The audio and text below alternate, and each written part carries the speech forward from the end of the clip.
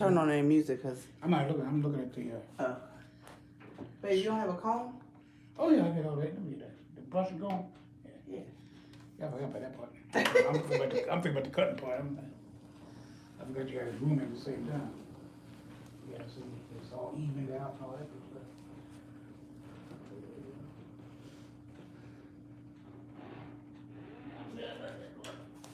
I haven't cut his hair in months.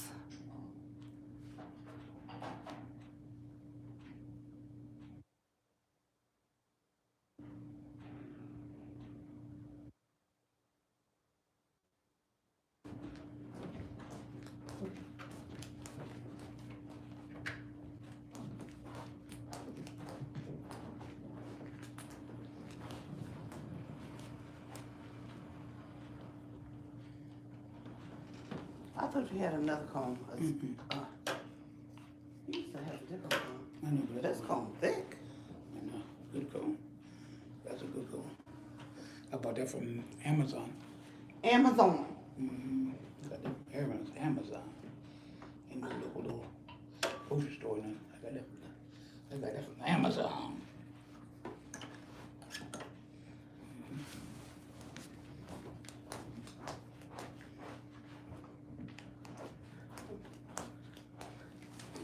Pray for him, y'all. Mm-hmm. Cause he's going to get the haircut. Yeah, child. He don't really want me to cut a lot. Just get it trimmed up a little bit. Right now it's just too wild. He got this wild stuff going on over here. That's right.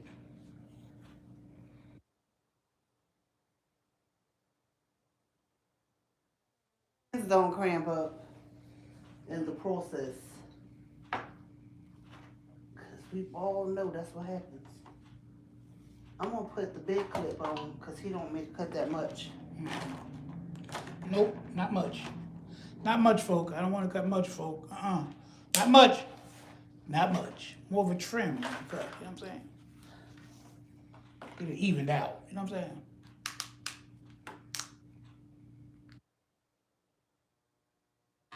And here we go. And you can't. Let's see. We start with this side. We'll start with the bushiness. See, when people ask to get their hair cut, they ready to get rid of the mess. Mm-hmm. Okay? Stick to me. He's ready. Look at all this pretty baby hair. Look. Y'all can't see it.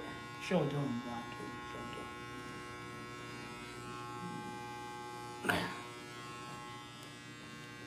He wanted y'all to see.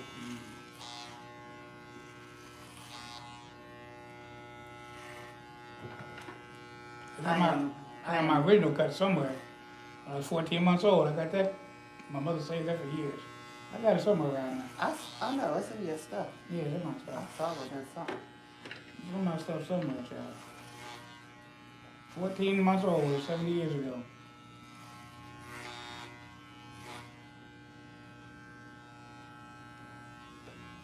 His hair is easy to cut.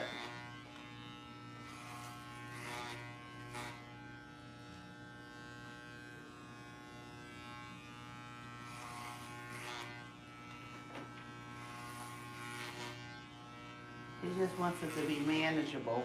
Mm-hmm. But right now, it is not. Manageable. I don't know. Just getting on my nerves. Okay.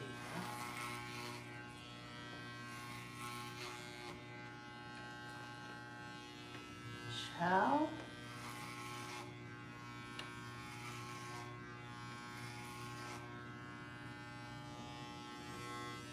It's just coming right off.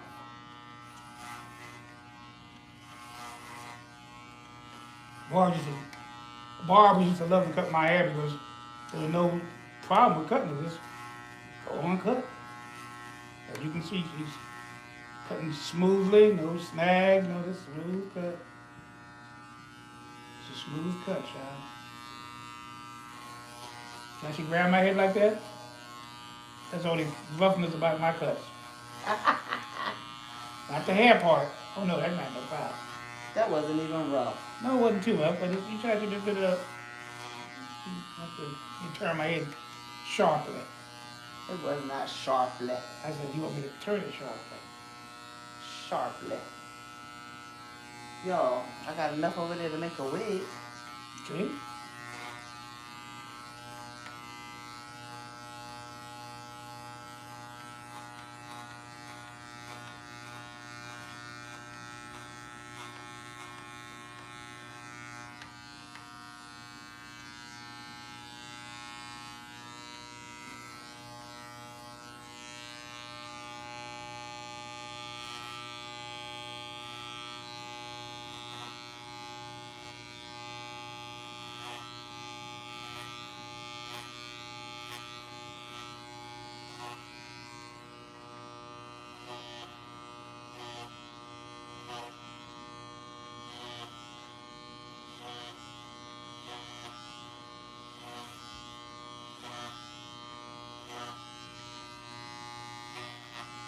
Gotta sit down for a minute. Mm-hmm. I said I gotta sit down for a minute. Mm-hmm. Almost done, ain't it? Oh, I wasn't done. Put a little bit on the side. I'm trying not to be on camera. Oh, He said why. okay. Well, it's almost done, folks, because I don't want it all that done. I just want to kind of orderly, you know what I'm saying, folks? A little orderly. She's almost finished, people. Almost. She pretty much finished the other side. I should get this side. But y'all don't know what he's telling me. He's telling me not to cut his hair too much. Right. That's why he's saying she's mostly done with the other stuff. Right, I like my hair. You gotta know his language. There you go. My language, people, my language. Gotta know his language. The language of the man that I'm married to. Tomorrow night at 6 p.m. Eastern Standard Time, we're having another one of our programs, Taking the Dis Out of Disability. The struggle continues. Blog Talk Radio.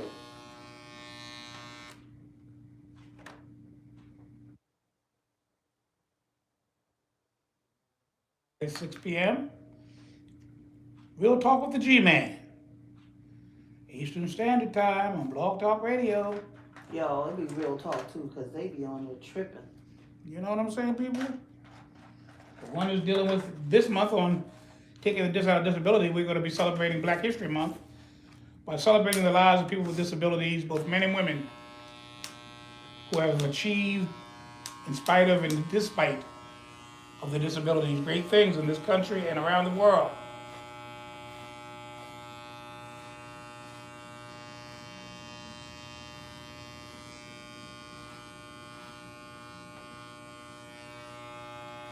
He has a very informative program. Lady T was my first guest on Taking the Dis Out of Disability a couple of weeks ago, speaking about the challenges of having lupus and how she in so many ways has overcome it, and also overcome the biases of people that consider invisible disabilities not disabilities at all. And so she talked in great length and with great passion and with great experience what she has to go through, as many do, with lupus, an autoimmune disease, as is multiple sclerosis, rheumatoid arthritis, others that belong to that family. Last week we had my dear friend Keith Jones, an entrepreneur, entertainer, who himself has cerebral palsy. He shared with us his experience as a black man with a disability he's had all of his life, like all of us who have cerebral palsy, which I too have. It's a birth defect. Something happens to the brain and it becomes damaged, sometimes lack of oxygen, sometime an accident of some sort. He was sharing his experiences as a young man, as a middle-aged man, and now as an over 50-year-old man, how he's met both ableism and racism throughout his life, but in spite of that, he too has been more than victorious over his disability. I always say about my disability, cerebral palsy I may have cerebral palsy, but cerebral palsy does not have me. Amen. And no matter what your challenges are in life, keep that in mind. You may have those challenges that cannot be denied, but they don't have to have you. They don't have to dictate and define who you are. For each of us are more than the challenges that we face. The Bible says we're wonderfully and marvelously made with a purpose in mind. Peter says everyone has at least one gift. Everyone. What we need to do is find out what that gift is. Develop it, prepare for it, and use it. I have a gift. Yeah, you have a gift. Use one of your gifts right now. Give me a haircut. She has a gift of crafting, the gift of preaching. That's a calling as well as a gift.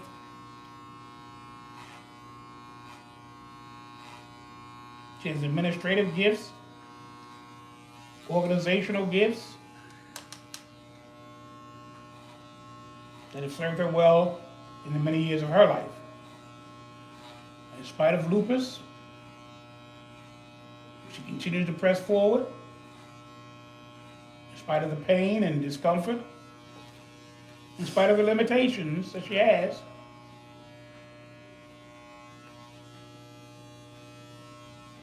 it's funny how life can be.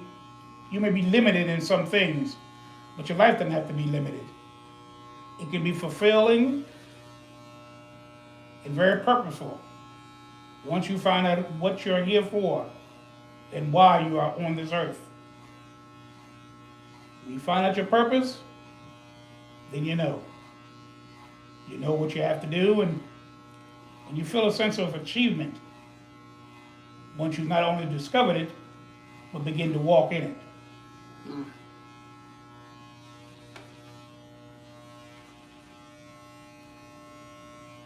How do people know how to discover their purpose? Well, I always say this. There are 2 or 3 ways. First of all, what do you feel? What gives you, I guess, a sense of passion? What are you passionate about? What gives you a sense of achievement? What are you enthusiastic about? For example, if you see a child on television from Africa or Asia or South America or some other place, some other third world country, and you see them starving or in some kind of trouble, economic, physical, social trouble, and somehow or another you can't shake it. You can't just turn it off, turn the TV channel or turn it off. It begins to really trouble you to the point that it motivates you to take action. Some people look at ads about people with disabilities, children in particular, and there's a sense of, I want to do something. I don't want to just see it. I want to make a change. I feel compelled to involve myself in something. What gets you righteously indignant, angry, really for no reason, really? But somehow it triggers something in you that you don't like what you see and you wanted to interject yourself in it and to make things better because of your involvement within it. These are all signs of your purpose. It could be a small thing. It could be something that you don't even recognize as being any big thing. But it's those things that define who you are. I always tell people, if God wanted me to be a Carl Lewis, he would have given me 2 good legs. If he wanted me to be a Muhammad Ali or Joe Louis or Mike Tyson, he would have given me 2 good arms that could swiftly punch and hit and move. But that's not what he wanted me to be. He wanted me to be a preacher, a motivational speaker, and a teacher. So what did he give me? A loud mouth. He gave me this booming voice, a great memory, a desire and a love to speak before people, to teach people. Now, he does have a great memory, y'all. He can remember stuff. You'd be like, how do you remember that? These are the things you have to discover about yourself. What can you do? Don't always harp on what you can't do, what you wish you could do. I wish I was a singer like this person. I wish I could dance like that person. I wish I could be an Olympic star like the other person. Now, sometimes that desire can be fulfilled if that's what you are meant to be. If you are equipped with all the things that are required to get that done. But don't build your life on the achievements of others and what they can do and what they've accomplished. Find out why you're here. There's not another person like a Teresa Scott. I hope not. There's another person like Gerald Scott. Oh, I need another Teresa. And every one of us have to find out who that person is. Not compared to anybody else, but just know who you are and the reason why you're here and why God chose you out of the million of possibilities of your father's sperm entering into your mother's egg, producing someone other than you. Why did that combination add up to bring you into the world? Why did God even put you on this earth? What was the purpose? An accident? A mistake? An oops? A sonic boom. Yeah. A big bang? No, he put us on this earth, each of us individually, for a reason. And he put us on this earth to help each other, to share with each other, to assist each other, to fulfill the dreams that we have, and then in retrospect, to help us fulfill the dreams of others. And together, we can do the impossible. Together, we can achieve great things. So don't let what you're not keep you from becoming what you were meant to be. Because that was something wonderful. That was something special. That was something unique. That was something that God gave you and gave you alone. Nobody can be like you because God didn't make you to be like anybody else but you. Nobody can be like me because God didn't make anybody else to be like me. But together with what you have, your abilities and my abilities, together we can get things done. With my head and my wife's skill in cutting hair, I'm getting my hair cut.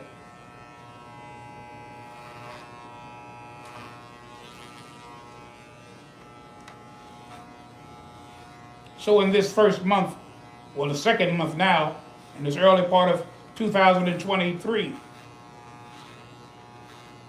dream your dream, but do more than dream. Begin to walk in your dreams. Begin to walk in your reality. Wake up from being asleep.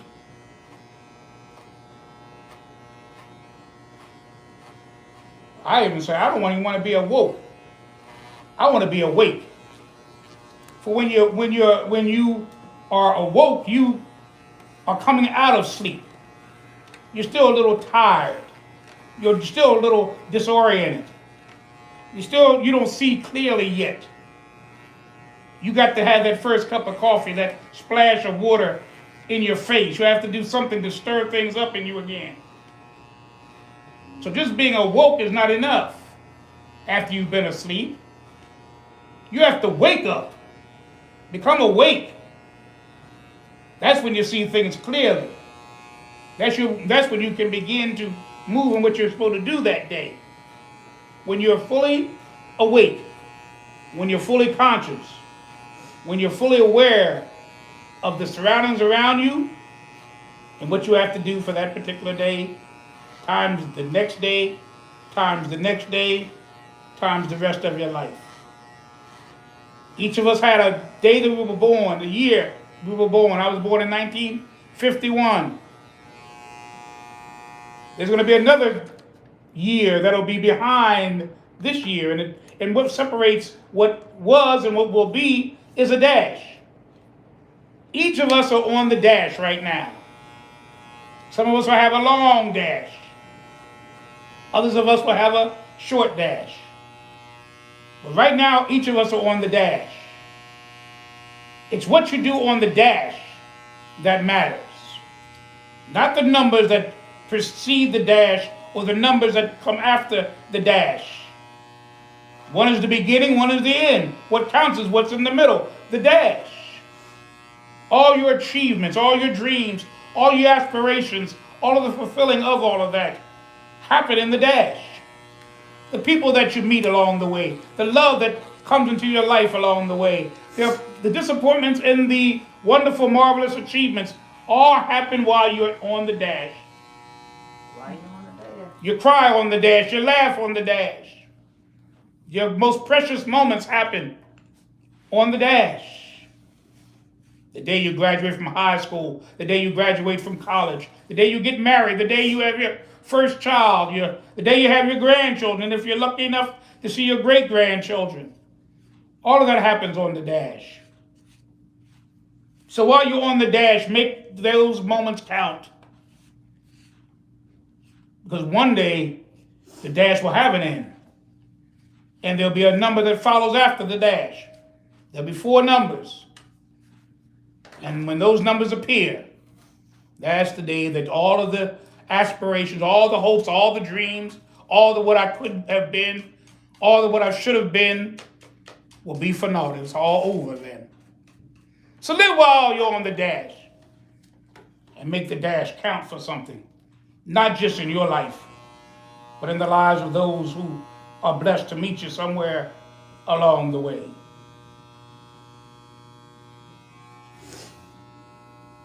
That's just a little word from the OG, the G-Man,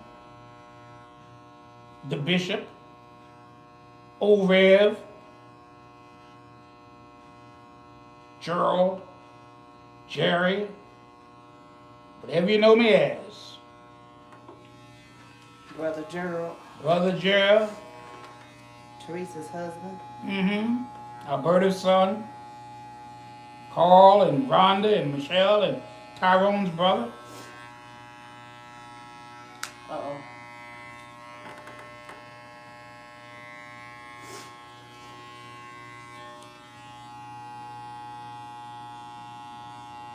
What's it say? There's no ambulance available to bring mother back home.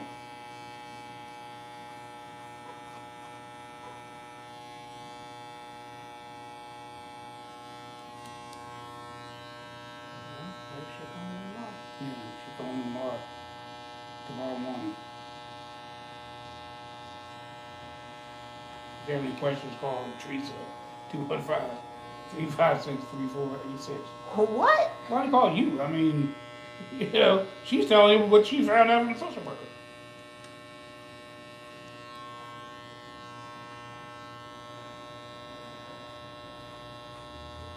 Somebody said the old man was snapping at us. I don't want to talk to him.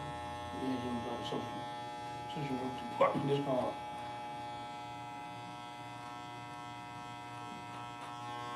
Y'all, how you look?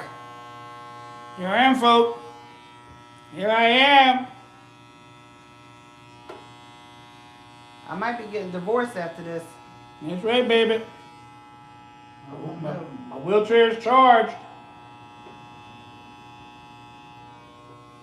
Now, after a while, maybe about a little later on this evening, I'm going to show you, after I do all my shaving, what all this looks like. Let me get this. Hello, Hi, is this Gerald Scott? this is he. Hi, Mr. Scott. My name's Roger with Mainland Health Home Care. You have a second? Yes, I do. Just got a home care referral on your mom, Alberta Pritchett. Uh-huh, Just to arrange some home care services for her covered by her Keystone 65. okay, Some nursing and therapy. A couple visits a week initially. Visits are half an hour to an hour. Making sure she's doing okay after her hospitalization.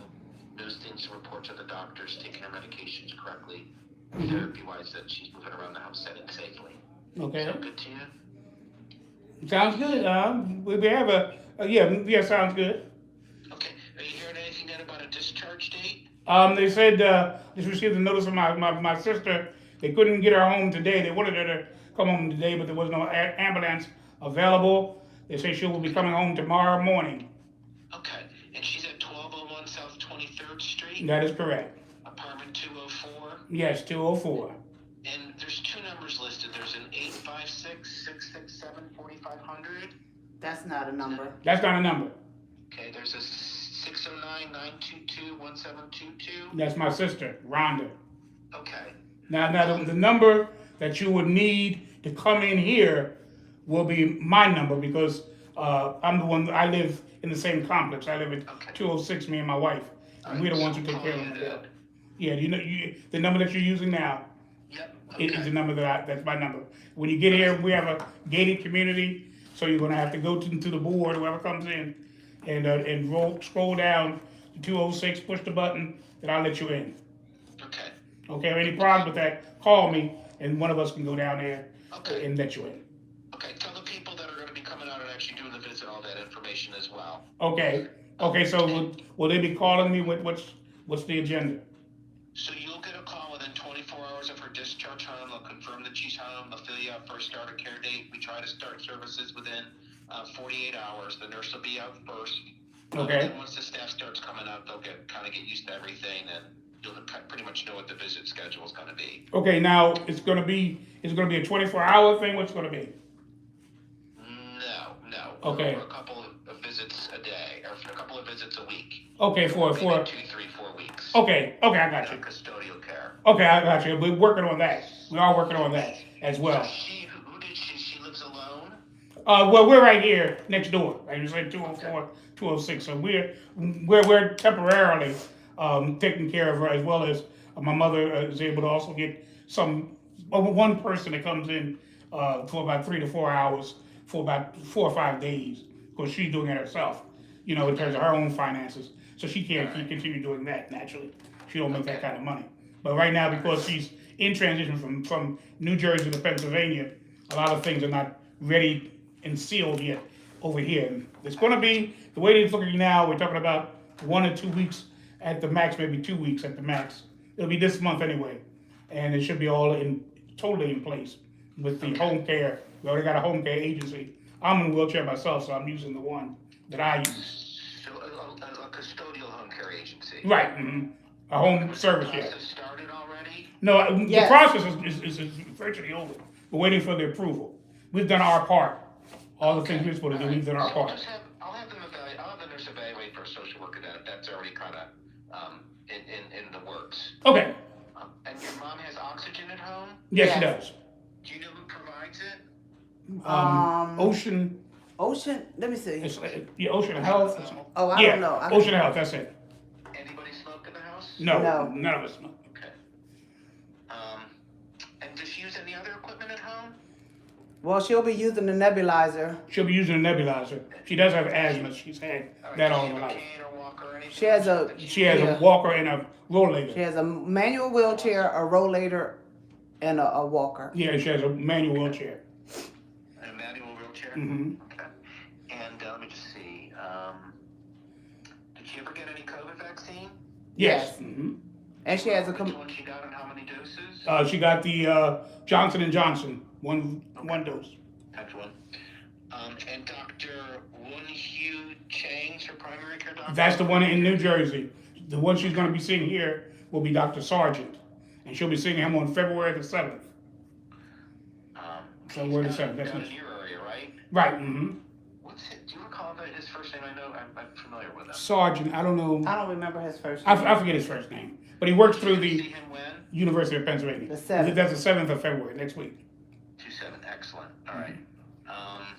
Let me see. Any pets in the house? No, No breaths. And has anybody been having any COVID symptoms over the last couple of weeks? Nope, not a soul. Okay. Any other questions for me? No, we're just looking forward to someone coming out as soon as she gets out. Okay. So they're gonna call us after that, or we call? I'm gonna call within 24 hours of her discharge. I'll complete a referral, thinking she's going tomorrow. If you don't hear from us, give us a call. I'll text you our main number. Okay, that's good. That's it. Okay. Thank you. All right. You're welcome. Thanks for your time. Take care. Have a great weekend. Bye-bye. Bye-bye. You too. Bye-bye. So this is like what they do with us. Remember when we went through, when we got out of the hospital for like 2 or 3 weeks, they did therapy and all this, but they weren't our permanent people. So that's good. What is that now? Oh, remember you said he was in Texas? That's it. He used Texas thing. The main hospital. The name number. His name is Roger. Okay. So that's that. Y'all pray for me so I don't get divorced. Okay, now I'm gonna look, people. I'm gonna Pray look. for me that I don't get divorced. That's right. I got the numbers. The man just called me and said, "Here's the number." Let me look. There you go. Okay, my brother. I'm gonna push the number. Because it's shorter than what he wanted. Oh my God. Oh. Let me see, people. Wait a minute. You look handsome. That look pretty good though. I'm almost bald though, but let's go. But you look handsome. It looks good. And when I get this beard, you're gonna see. I'm gonna look like a 20-year-old man. I'm going to have to stalk his behind because he's That's going right. to Because I'm going out. acting crazy. I'm going out. I got a number already. I'm going out. She told me to get my haircut. I said, He look only one that fresh. could do it is my wife. She said, well, don't tell her what you're getting it for. Oh, So- bye. That's enough. That's the end of this live. He crazy. He crazy. Now, if you All don't right, hear y'all. from me anymore, you know this live was the last live that I've... No, he's crazy. Right on, people. All right, Thank y'all. you, Treaty. Thank you, sweetheart. I don't know. That didn't go right with thank you. That didn't go right with thank you.